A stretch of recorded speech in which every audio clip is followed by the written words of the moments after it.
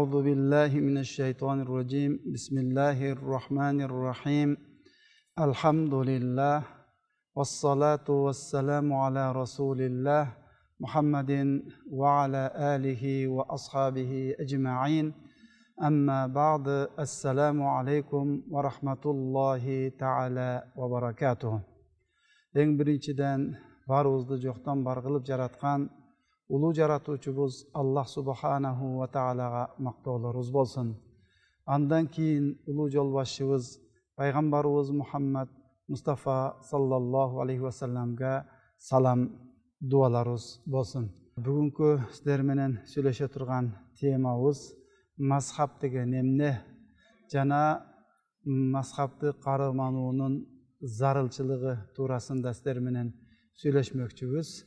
Албетте бул дагы бүгүнкү күндө абдан зарыл болгон темаларыбыздын бири. Бара күн өткөн сайын, убакыт өткөн сайын, замандар өткөн сайын адамдар мазхабсыздыкка чакырып, мазхабтын кереги жок.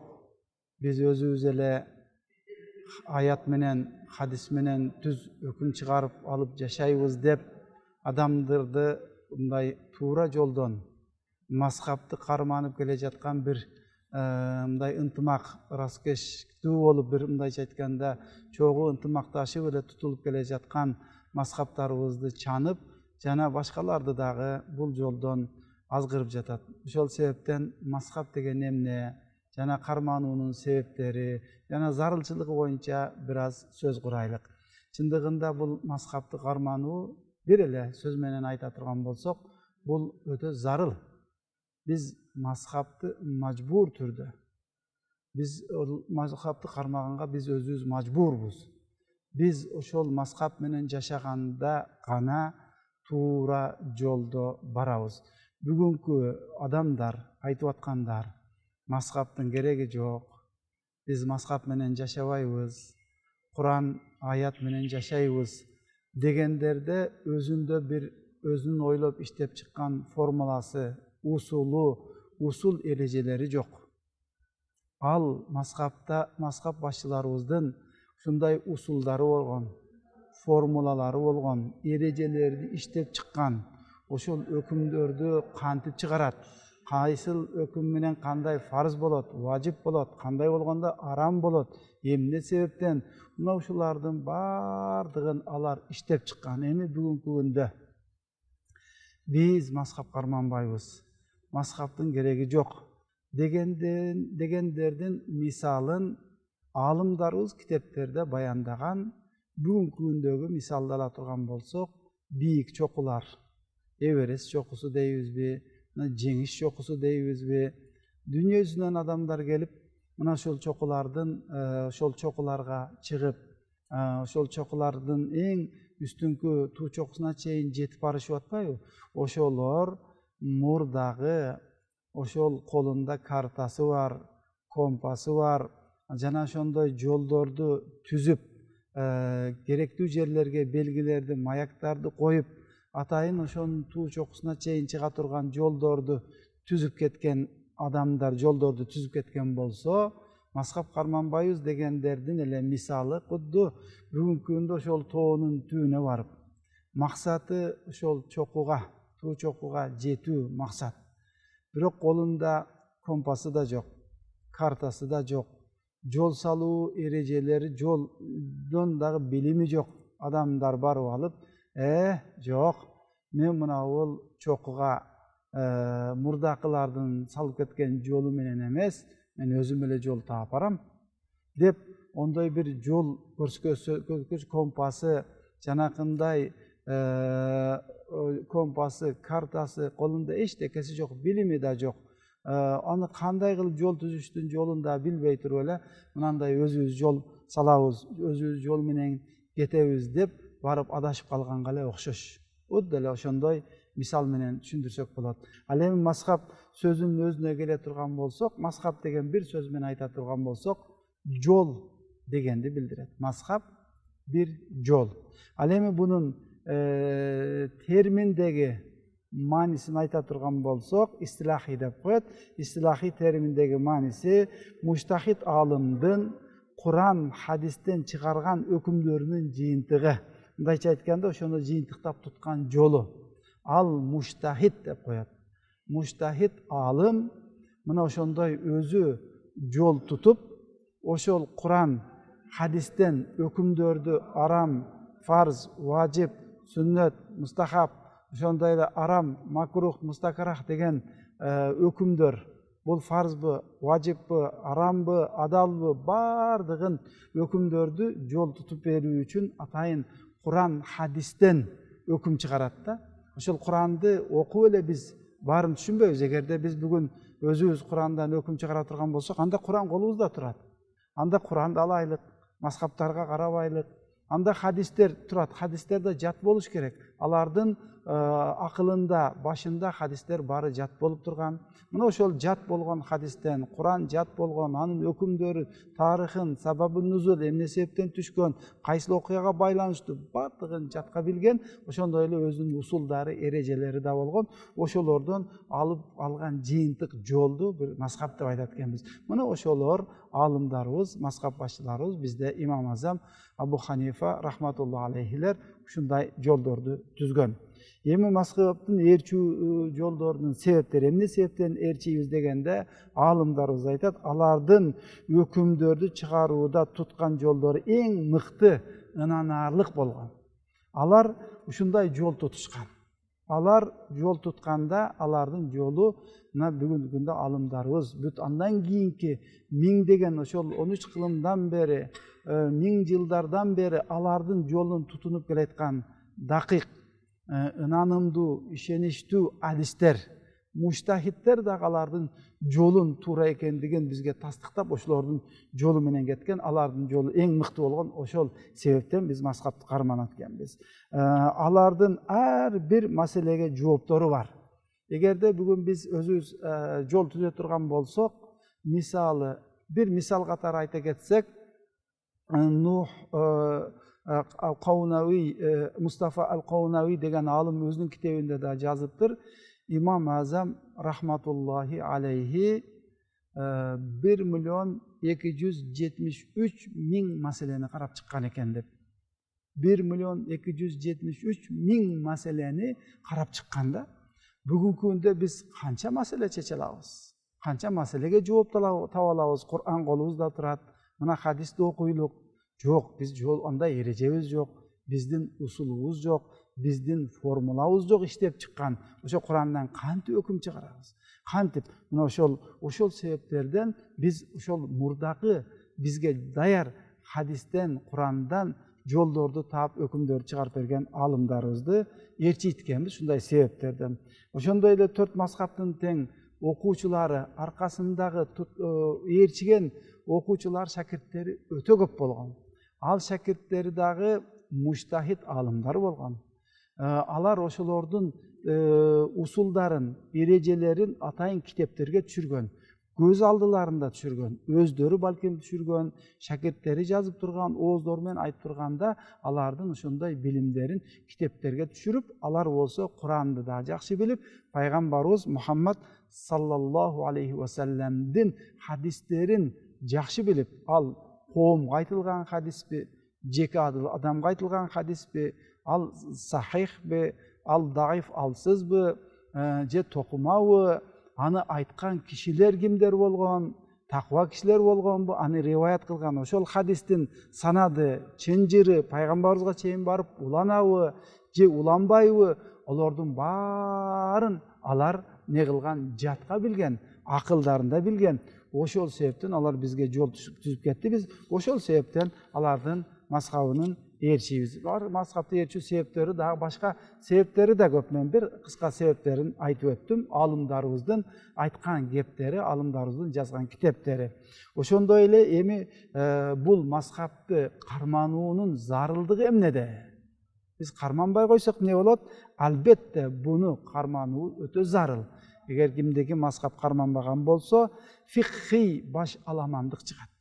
Фикта өкүмдөрдө мен өзүмчө билгенимче, билбегенимче аламдагы ошол өкүм. А бирок чындыгында бизге ошол Курандан өкүм чыгарганга эч ким укук берген жок. ошол Кур'андан бизге өзүнчө туруп хадистен өкүм чыгарганга бизге эч ким укук берген жок. Аларда ошондой мүмкүнчүлүк, илим, таквачылык, ошондой усул, эреже, формула бардыгы аларда болгон. Ошол себептерден биз мазхабты кармообуз зарыл болот. Эгер кармабай койсок, бүгүндө башаламандык чыгат. Ошондой эле дин өкүмдөрдү биз ойнобошубуз керек. Мазхаб кармоонун зарылчылыктарынын бири диний өкүмдөрдү ойнобоо керек. Ал эми мен де бүгүнкү күндө алайлык, мен мисалы өзүм мазхабка баш ийбейли, өзүм өкүм чыгарам деген болсом, мен бул өкүмдөрдү ойногон болом. Алла айткан өкүмдөрдүн канчалык деңгээлде ошол Аллах Таалам айткандай, максат кылгандай, пайгамбар жеткирип бергендей мен түшүнө аламбы, жокпу? Ошого жетерлик илимим барбы, жокпу? Албетте мага эч ким укук берген жок. Сами дейин, мисалы, сен имам же муфти же башка сен Курандан алгындагы өзүң ачып өкүмдү чыгара берген деп мага эч ким өкүм берген жок. Эч ким укук берген жок.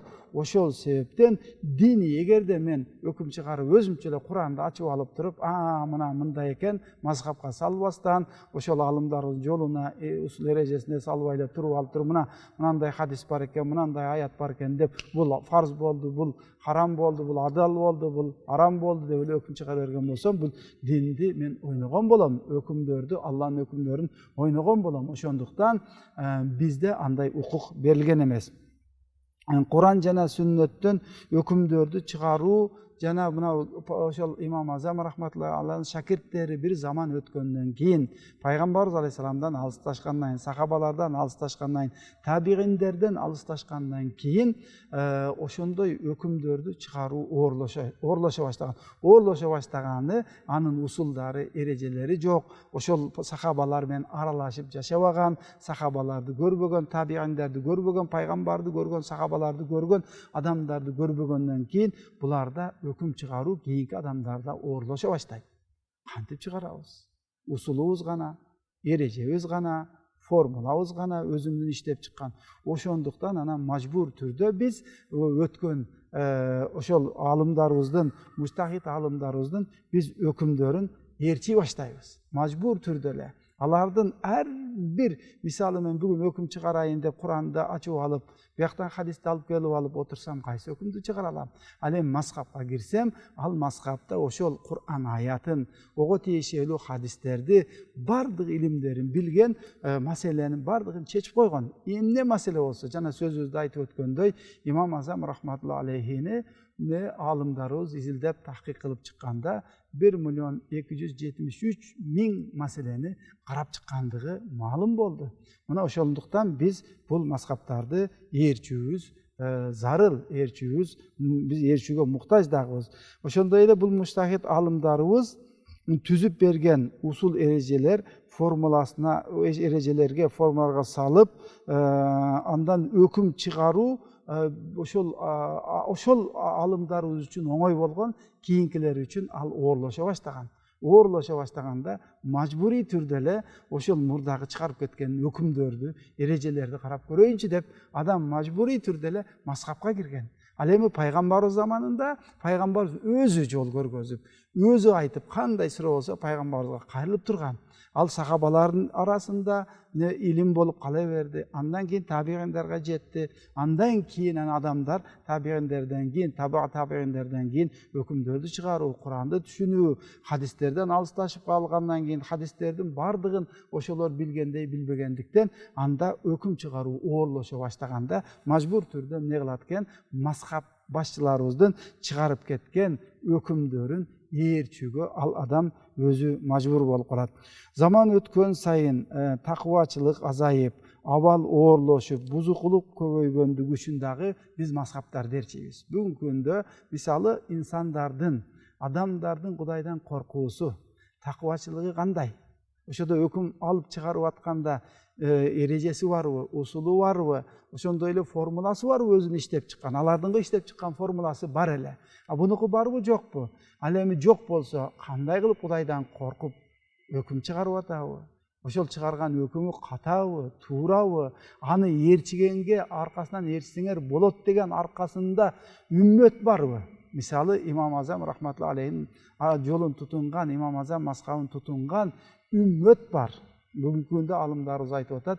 Dünya yüzünün 69 Müslümanlarının 69% İmam Azam rahmetullahi aleyhinin mazhabын tutungandığı bu çoğun ümmet.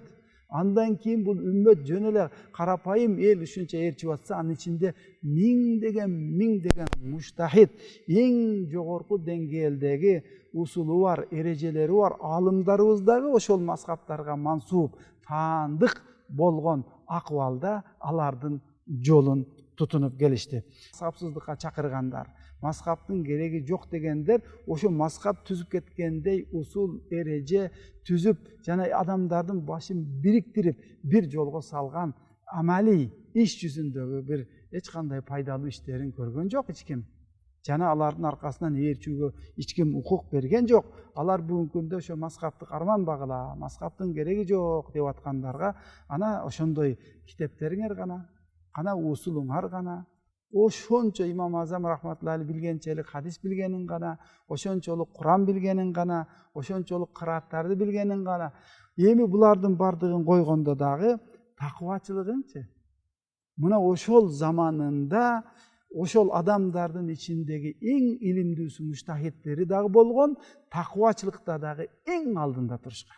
Kudaydan korkuuda, amal kılıuda, namaz okuuda, oroza tutuuda, adam aram adaldı ayırmalooda, alardan korkuuda, gıybat kılıuda, gözün saktooda, түнкү tahajjudlarda, başka tolkon ibadatlarda alardın takvaçılığı kançalık dengelde bolgon. Mına oşol sebepten dagı biz alardın jolun, mazhabtарын erçүүgө biz mildettibиз. Ошондой эле бул mazhabты erçүүнүн zarıldığı musulmandardın, jalpı ümmetin başın biriktiriyor. Bugünkü günde alıp karay turgan bolsok, bizdin mazhab oğuzda kançalagan ökümetler, mamleketler uşul mazhabtın negizinde iş alып barып atsa dini işlerdi. Misal Türkiye elini ala turgan bolsok, İmam Azam Abu Hanifa mazhabında, Egipet'te ala turgan bolsok, İmam Azam Abu Hanifa mazhabında, India, Pakistan, Bangladeş bularda ala turgan bolsok, Orta Aziya elderimiz, Kırgızstan, Özbekistan, Türkmenistan, Kazakistan, bütün uşunday el mamleketlerde jaşagan jalpı ellerдің bardığı, mına uşul mazhabtın negizinde ökümdörдү erçip, ökümdörü menen jaşap kelip atkandığı bul çoğun küç, çoğun ümmet. Oşol sebepten ümmetin başın biriktirүү bolgonduktan dagı biz mazhabtı erçүүbüz zarıl, mazhabtı erçүүbüz mildet bolup esептелинет. Bugünkü күндө Kur'an hadisten öküm çıkarıp men mazhab karmanbayım degenlerge Kur'anda alıp kelip karmatабыз. Mına Kur'an astыбызda turat. Ming деген nusqamalar çıkarılgan kitepler har bir öz үйүндө turat. Anda açıp Kur'anda gana öküm çıkarıp görölüçü, kim öküm çıkara alat? Yok, hiç kimden kolundan gelbeydi.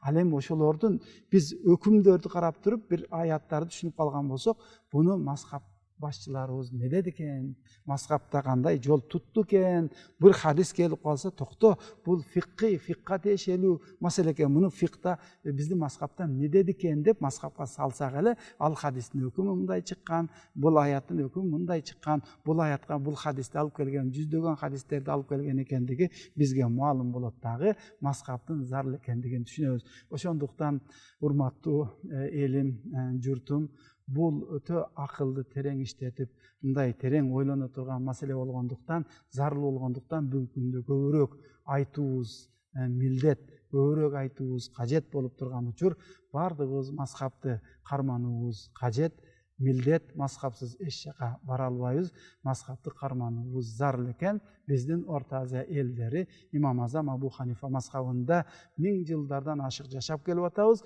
ынтымакта jaşap keldik. Mындан buyagına da şu mazhabta bolgonda dagı ынтымакта келечектеги urpaklarыбызга elibizdi, jurtubuzdu, mamleketibizdi şunda ынтымак gana taştap kete alat ekenbiz. Barıңızdardı şul mazhabta gana jaşap, oşolordun öküm menen jaşaşka men dagı aytıp ketem, özümü da, übülömü da, jalpı elimi dagı.